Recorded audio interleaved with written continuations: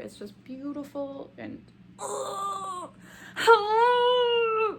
this book is so good.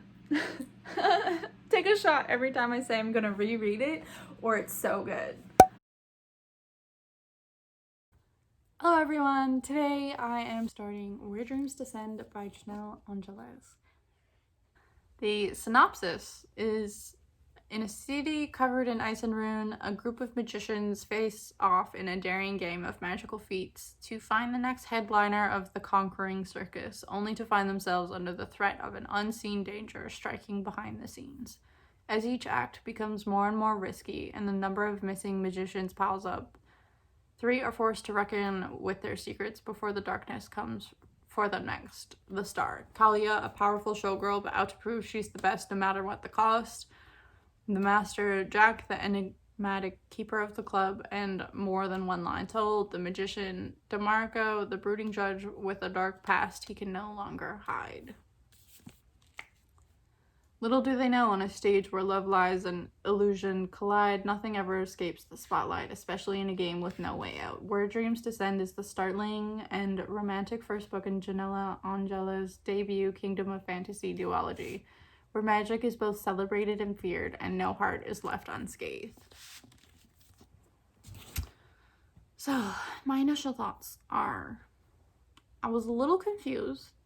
Is Jack the son of the Hellfire heir, and when his father dies, that's why he steps up into it, and that's why him and Kalia are so familiar? Or, like, is there a significant age gap? Because I don't want there to be an age gap, I want them to fuck.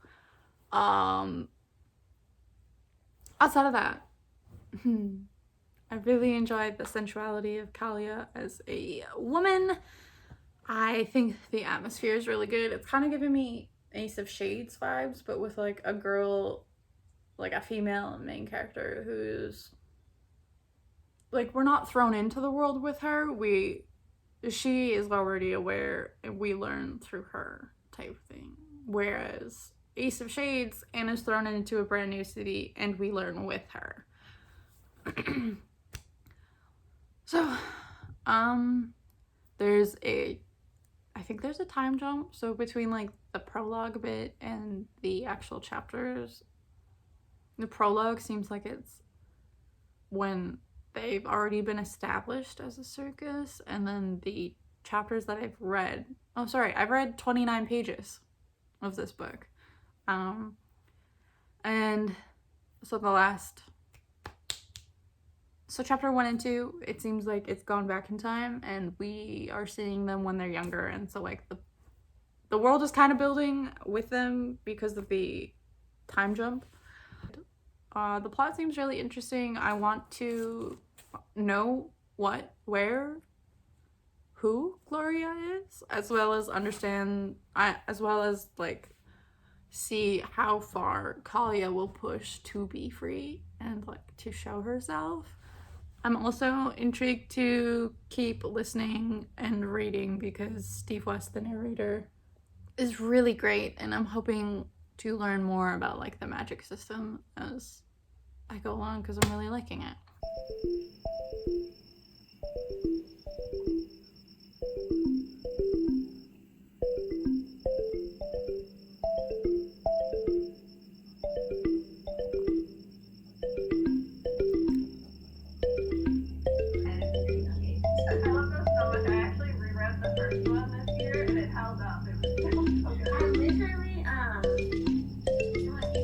I'm just doing a quick update for Where Dreams Descend. I am officially at page 62, and I just want to say that at page 37, I was crying,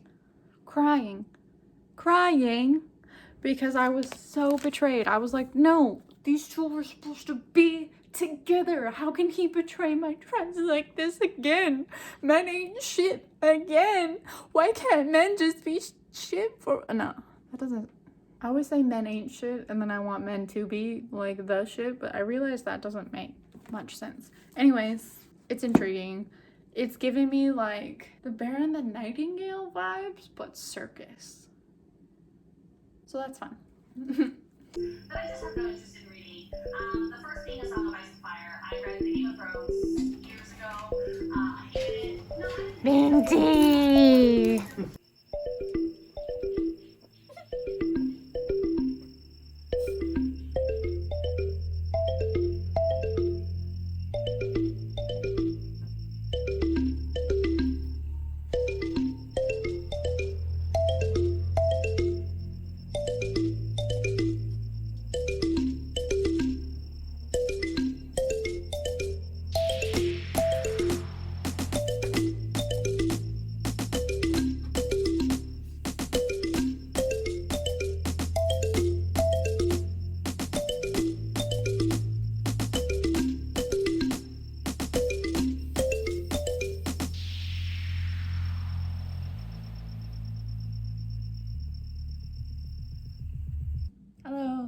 I'm just here to do a quick update on Where Dreams Descend. So I am now on page, where am I? 142. And it's giving me like the night circus with the bear and the nightingale, if that makes any sense. Like, but make it cultured. Not make it cultured. Kayla, you're annoying. So far, Kalia has made it to Glorian. She has successfully evaded Jack until now. She has completely bewitched DeMarco, Darren, and she has managed to snag a trustworthy assistant, and she is now just working on getting like an outfit from the seamstress.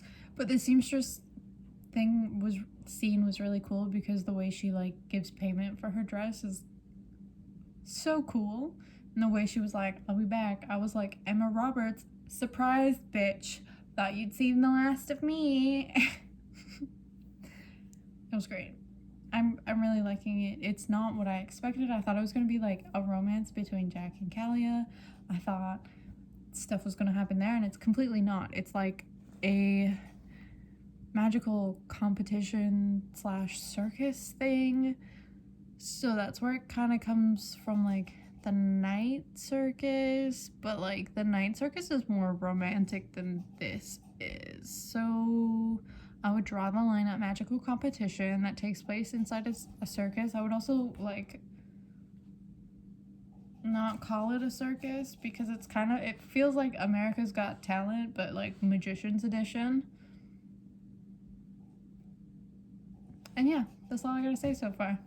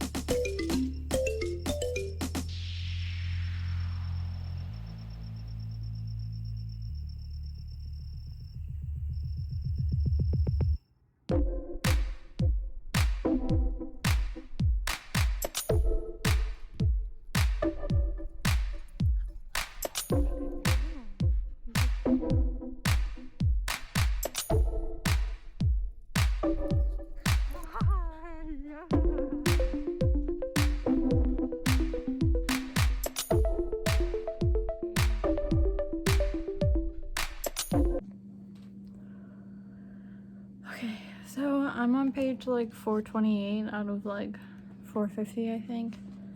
And I haven't updated because I've just been so into it. I have feelings. The romance.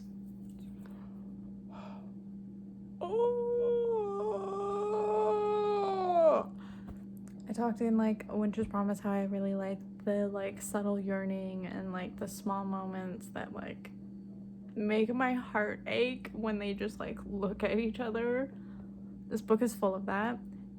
DeMarco literally gave freaking Kalia a greenhouse.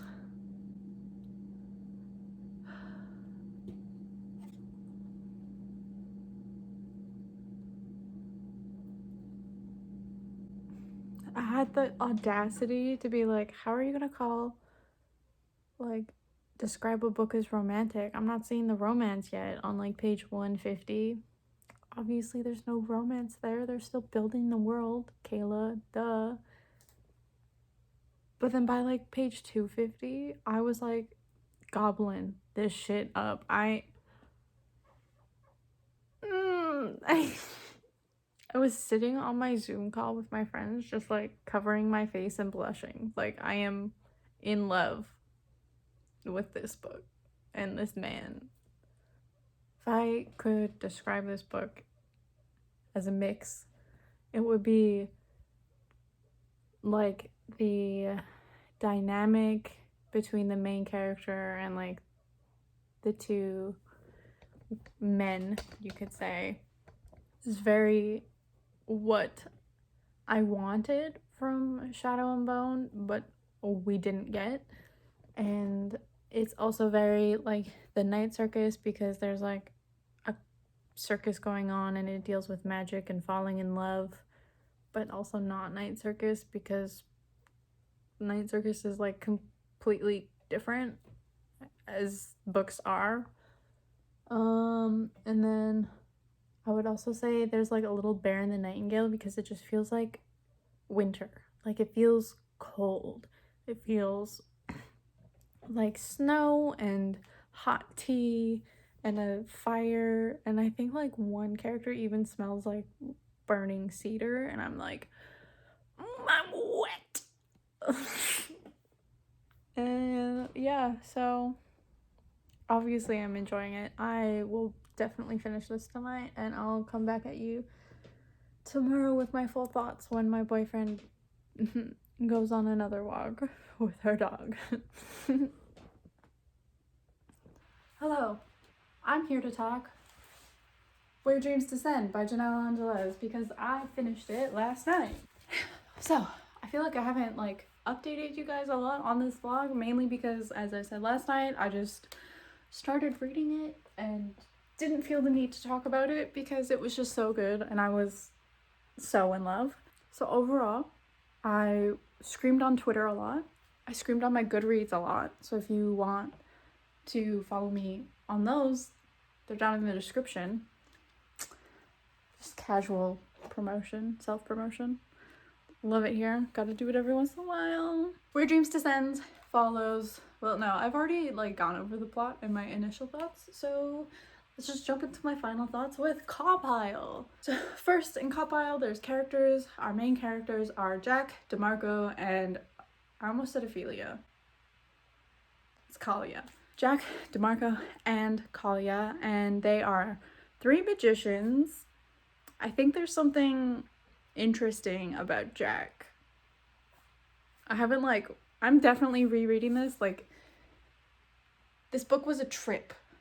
I have so many questions that I know probably were answered, but I didn't pick them up because my reading comprehension sucks, because I just wanted to know what was gonna happen, and I'm so sad that book 2 doesn't come out for at least another year, because this was a release on September 15th. Hate my life. So yeah, the characters are really good. I feel like they are really well developed. I love how Kalia is like strong and independent, and it's just, when the dedication said, "For the dreamers who rarely saw themselves in stories and on stages, you belong in the spotlight. Never let anyone tell you otherwise." This story just beautifully explained and explored what it is to be a woman in a patriarchal society, and a powerful woman at that, and it's just amazing. I feel like all the debuts that I've read this year have been dealing with that. DeMarco has like some cool stuff going on with him as well. He is a magician, but like he's kind of lost his power until like the plot twist at the end when we find something out, and I was like,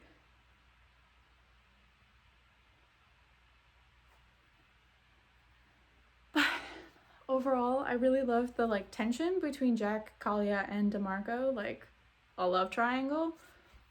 Who knew I was such a slut for this? But I need a throuple. I need a way for all of them to be together. So, next is atmosphere. It's very beautifully atmospheric. It feels like Baron the Nightingale meets the Night Circus meets I think I mentioned the like tension between like Darkling and Alina and Mal, but better because it's between Jax, Kalia, and DeMarco. And then it's also like Throne of Glassy because the competition is so cool, but like it takes the cool competition atmosphere and like people being murdered and disappearing in the competition from Throne of Glass, and it puts it in the circus setting of like the night circus because it's a competition as well. It's just beautiful. The atmosphere is amazing. I loved it. How many times am I going to tell you that I'm going to reread it? But it's a good fall read. Definitely came out at the right time of the year. The next is the writing. It was absolutely beautiful. I cannot wait to see where else Janella Angeles is going to take us. I cannot wait to see the other works that will come from this debut author. I think she shows so much promise. She has such a strong, like, plot. Well, yeah, like, it's, like, very Ace of Shades, I'm on the edge of my seat because some fucked up shit's gonna happen, but, like, definitely not Ace of Shades. It's just so... It's so good. It's so beautiful. It's very Strange the Dreamery and Starlessy in terms of like prose and whimsical, soft and lyrical, and just absolutely beautiful. It relies a lot on the sensory...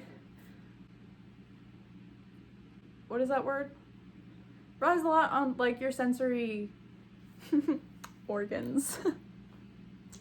So like there's dance, there's music, there's like visuals, there's sound, there's smells, there's everything in this writing. It is beautiful. I highly suggest you check it out. And then plot. So the plot is Kalia starts off in Hellfire House with Jack, and then she finds out that Jack has kind of been lying to her and keeping her in the Hellfire House and not letting her leave. And so she escapes and goes to the city called Glorian, and Glorian has like a secret history. And so once Kalia gets there and she realizes that there's a competition for magicians, she enters not realizing that entering the competition is kind of like the last step that needs to happen in order for like the plot to start falling into place. And so bad shit starts happening while taking part in the competition, on top of having to fight like stupid patriarchal misogynistic asshole bitch ass men along the way. It's just it's a story about a woman finding herself amongst a world full of powerful men because she holds her own just as much. And there's like cool world building, and there's cool like plot twists and stuff you find out about each character. It's just beautiful, and this book is so good. Take a shot every time I say I'm gonna reread it, or it's so good. So the intrigue is really high. Like I said, it slowly builds, but once you get into Glorian, like the city with Kalia, you're like, what is going on? What's happening? Why? What? And so it's just really good. It kept me entertained. My enjoyment was high. The logic was great because it was like thoroughly, it gets explained as you go along. And I'm hoping that in book 2 we learn more about like the mirror stuff, because the epilogue, oh my god, so good. It's I'm weak. This book ruined me. I was like on Zoom last night rushing to finish it. I haven't been able to listen to a book without the audio in so long, and last night I was able to finish the last, I think it was like 10 chapters of Where Dreams Descend without the audiobook, and I was like, I did that? Yes. But the audiobook is really good. It has Steve West, who narrated Strange the Dreamer and An Ember in the Ashes, and it also has Imani Jade Powers, and her voice is like velvet. Her voice is like a cool stream bubbling on a hot summer day. Like, it is just so luscious and so luxurious. I don't, like, her voice is just amazing.